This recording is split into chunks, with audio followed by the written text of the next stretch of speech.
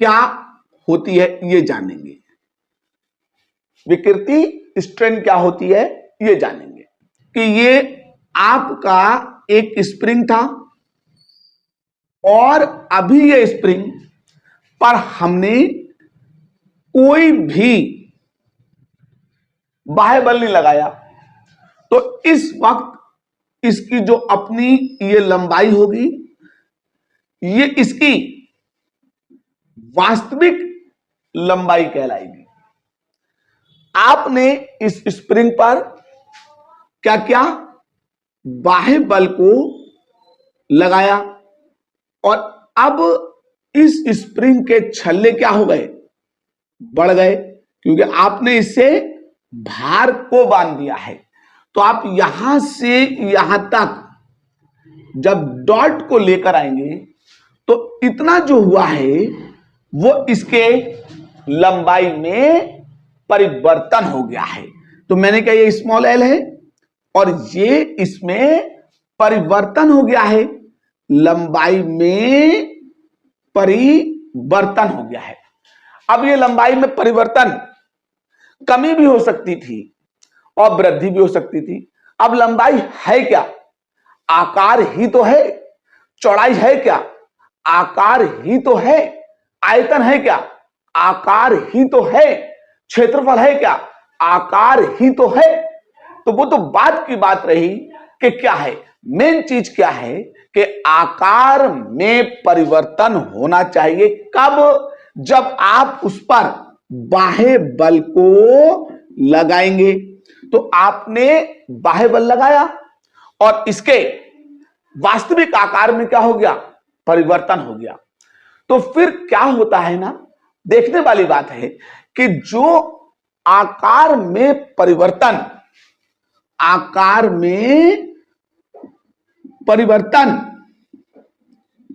और वास्तविक आकार, वास्तविक आकार का अनुपात उसकी विकृति कहलाता है।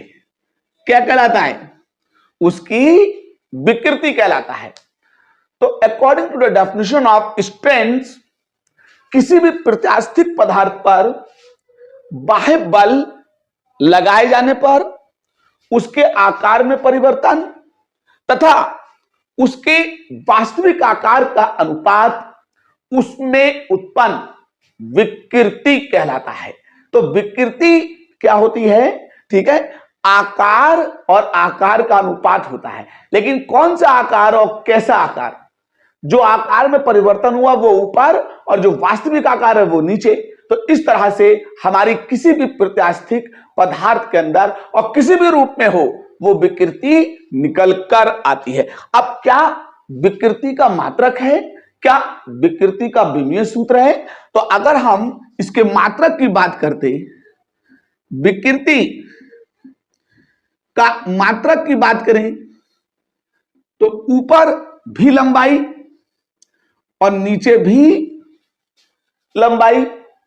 तो लंबाई का मात्रक ऊपर मीटर और नीचे मीटर, ये आपस में क्या हो गए, कैंसिल हो गए। तो इसका कोई भी मात्रक नहीं है। ये कैसी है, ये एक मात्रकहीन और विमाहीन भौतिक राशि है। तो जब मात्रक की बात करें तो मात्रक भी नहीं है, और जब इसके विमा की बात करें या विमीय सूत्र की बात करें, विमा की बात करें या विमीय सूत्र की बात करें तो वो भी नहीं है। मगर फिर भी दिखाने के लिए एम पे 0, एल पे 0 और टी पे 0 लिख देते हैं।